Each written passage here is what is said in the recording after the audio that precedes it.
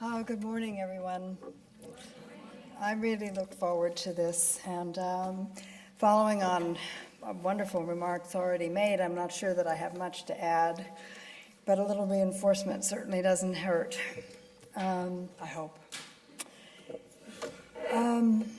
42 years ago, at age 22, I married in this state, knowing nothing about sex, let alone contraception, pregnancy, childbirth, or sexually transmitted diseases.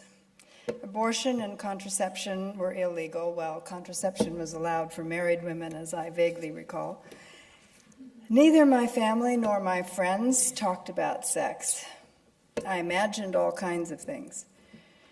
Our bodies ourselves did not yet exist.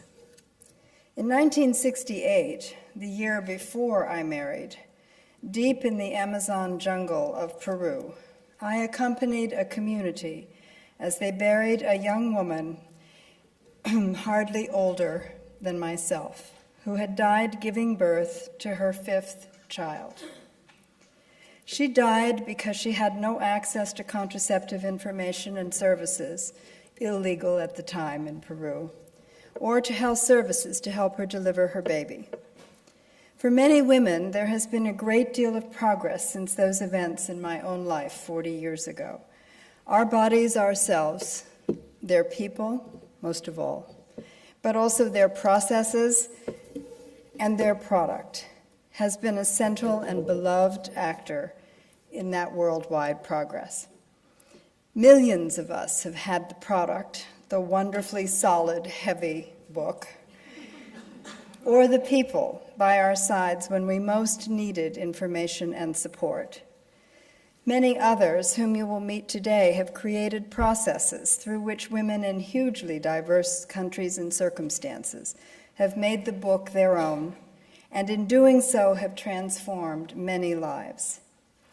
So I am deeply, really deeply honored to join the celebration today, and I want to thank everyone who made it possible, but especially Judy Norsigian, who, among many other things, I have turned to over the years when I needed facts, especially on biology and research, in the advocacy that we have done over the years vis-a-vis the medical establishment. She is one of my most deeply treasured and admired colleagues. Let me share with you a few facts about 3 aspects of women's health globally. First, I'm sure you all know this, but it's too often ignored. Women get pregnant and women don't. No. This is an underlying factor, I feel, in the gross neglect of health services and information that women and girls everywhere desperately need. Preventable deaths related to pregnancy and childbirth is one of the largest differentiating social measures of any kind between rich and poor countries and between rich and poor people within countries. For example, 1 out of every 16 women in sub-Saharan Africa is likely to die during her reproductive years from causes related to pregnancy and childbirth. Now, in Canada, a rich country, the risk is 1 woman out of every 5,600. In other words, African women are 350 times more likely to die than Canadian women. Now, this isn't because we don't know what to do. We know what to do. Okay, this is because of poverty and discrimination. These deaths are preventable. Even in this country, poor women die unnecessarily. Not middle class or wealthy women, but poor women, and generally minority women. African women die in pregnancy or childbirth at 3 to 4 times the rate of white women. It is more dangerous to give birth in the United States than in 40 other countries, including all of the industrialized countries and also Cuba, among others. A second crucial aspect of women's health is violence. Sexual, physical, and emotional, perpetrated by men against women simply because they are female. We hear a lot these days about the use of rape as a weapon of war in Bosnia or the Congo or Rwanda. But that is the tip of a gigantic iceberg, most of it hidden, silent, and lethal to the soul. Of the many forms that exist, just consider violence against women by an intimate partner, the person she knows, the person close to her. On average, globally, 1 in 3 women, 1 in 4 in the United States, is beaten, coerced into sex, or otherwise abused by an intimate partner in her lifetime. This type of violence cuts across all segments of society, every class, every race, every other social characteristic. It occurs in all countries. The third aspect of women's health that I highlight today is sexually transmitted infections, including HIV.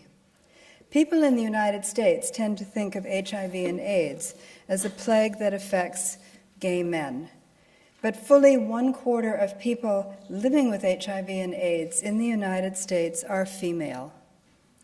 Half of all new infections worldwide are among women, and in sub-Saharan Africa, 60% of people living with HIV and AIDS are female. Women are highly vulnerable to sexually transmitted infections, not only HIV, but all such infections, for many of the same reasons that they are vulnerable to violence, to botched abortions, to higher rates of depression, namely discrimination, harmful laws and practices, and the failure of families and society to act. What is to be done? How can we make a difference? From 4 decades of work, I can suggest 3 priorities. First, support women to mobilize. As Billy said, our work is not done. We must ensure that every woman and every girl has access to health information and service and protection of her human rights. The two are inseparable, but too few people understand that. Second, revolutionize the way the United States and other countries invest in health services. And third, invest in younger generations. First, support for women mobilizing. Over my 40 years of work, mobilization has taken myriad forms and achieved goals that we hardly dared dream possible in our lifetimes. We women worldwide, and I really want to emphasize that, women around the world, generated United Nations agreements that changed what huge global agencies do, and also how the US and other donor governments spend their foreign assistance dollars for women's health and human rights. We established women's rights as human rights. We said that before Hillary, whom I greatly admire. And we took violence against women out of the closets into the public realm of laws, police stations, and courts. We altered the contraceptive research agenda to get more attention to safety, barrier methods, and quality of care in service delivery programs. We imagined, named, and raised money for the first research on microbicides, substances that women can control, absolutely, that will protect against sexually transmitted diseases and infections, including HIV. And we even have secured some better laws and policies in some places on access to safe abortion. Sadly, not in the US, but in some places. These agendas are not finished. In fact, they are challenged daily, but there is no going back. In Africa, Asia, and Latin America, we have built uncounted, easily thousands, of women's health and rights organizations that are, as Billy said, a force to be reckoned with. In the Brazilian Amazon, for example, not too far from where I visited 40 years ago in the Peruvian Amazon, fewer women die in childbirth today because of an exceptional feminist organization, Grupo Curumim, that partners with the Brazilian government to ensure that isolated and deeply disadvantaged rural women now get skilled care during pregnancy and delivery, nationwide. In Sangli, a deeply impoverished rural district in India, the most disadvantaged women, widows, sex workers, migrants, women living with AIDS, and Dalits, the low caste, the outcast women, marched on the local health centers with backing, again, from a local feminist group, Sangram. Following protests and sit-ins over months, 6 local health centers serving tens of thousands of people made big changes that may seem modest to you. The centers are now clean and have a range of contraceptive choices instead of just the 2 they had before. Nurse midwives are on duty 24 hours to assist deliveries and provide safe abortion. A transport system allows women to get to the district hospital if there are complications during labor and childbirth, and HIV counseling and effective referral for treatment is available. Recently, Dalit women, the outcast women, have become members of the local health councils charged with monitoring the health centers. This is truly a revolution in India. These are just 2 examples of what is possible in enormous countries with plenty of money for health, money that just needs to be spent better. In these and other countries with fewer resources, women's organizations serve women and girls directly. One of their most important roles is making sure that girls and women have the information they need. That, of course, is where our bodies ourselves absolutely shines. You already know that OBOS provides the best, accurate, trustworthy, insightful, energizing, supportive, clear, sometimes funny, often poignant information. Today, you'll hear more about the project's support to local women, not only to transform that information in ways that women in diverse circumstances can understand, but also to help women mobilize to use that information. We now come to the second thing we need to do: revolutionize the way that the U.S. government invests in health at home and abroad. I'll limit my comments to what I know about. I know nothing, unfortunately, about this country, but I do know about the international side. In 2009, President Obama announced a new $63 billion 6-year global health initiative that supports a package of health services that is not complex, it's not high-tech. In fact, it is what the women of Sangli in India demanded and won at a local level, except, of course, the president's package cannot include safe abortion. We know that the president's approach can work not just at the local level, but nationally, because we helped Bangladesh develop this kind of approach, working with the government, the World Bank, other donors, and local women's organizations in the mid-1990s. After 5 years, the new program, which budgeted only $32 per person per year, produced remarkable results. Maternal mortality dropped by 26% in the first 5 years, and today it is down 40%. Infant deaths in the first 5 years fell by about 22%, and HIV is contained. I'll wrap up with the third action: invest in new generations. Currently, 1/3 of the world's 7 billion people are under the age of 19, 1/3. 9 of every 10 of them live in low and middle income countries. We must ensure the basic support they need for healthy, productive lives. What is their reality?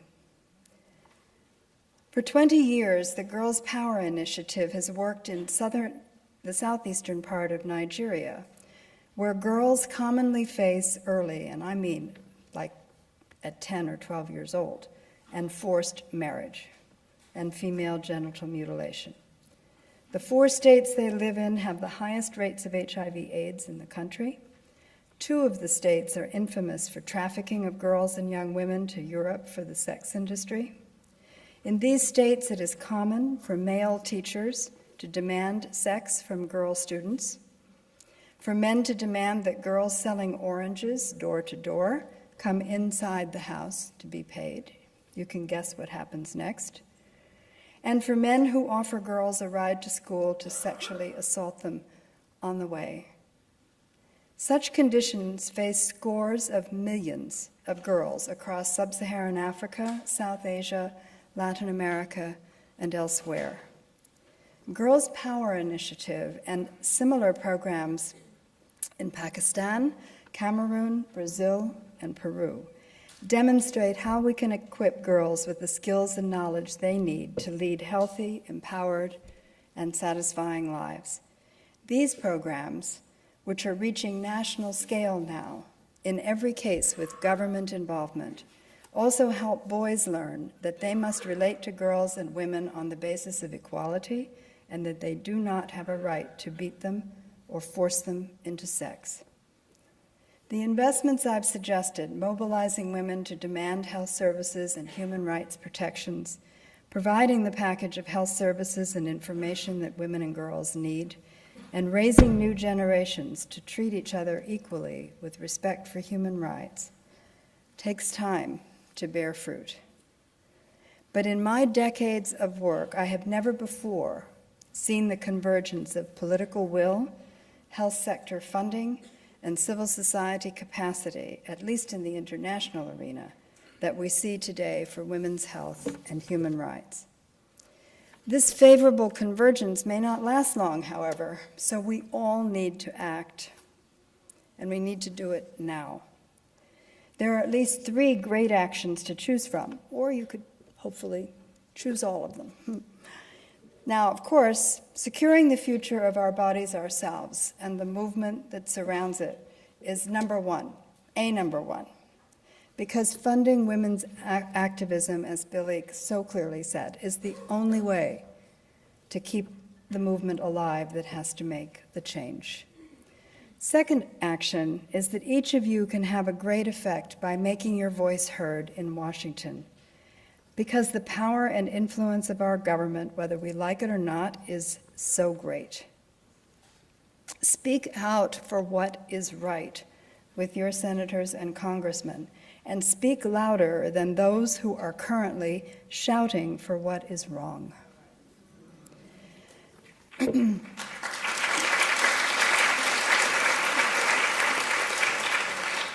The administration needs your voice in support of their policies, even if they're not perfect.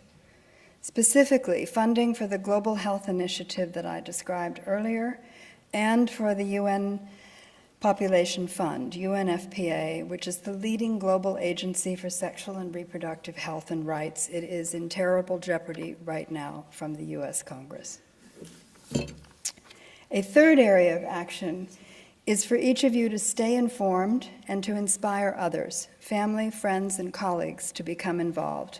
Watch the news, go to the websites, because you won't see much in the newspapers actually, and write letters to the editor or host discussions in your community groups or clubs. Just in case you're thinking that you cannot, as one person or one of a few, make a difference, let me reassure you, you can, and we will, together. Because make no mistake, the world is still highly unfriendly to women, and we carry the main burden of making the change. It will not happen on its own. The commitment of younger men and women, because truly this stage, I believe, has to bring more men into it, is vital. They will have to forge new paths in a world very different than the one my generation and Billy and I, Judy and others, confronted. They will do it in their own ways, bloody-minded as they are, and they need our support to summon the courage, the stamina, the imagination, skills, and the personal fortitude to give all that they have for women's right to just and healthy lives. Thank you.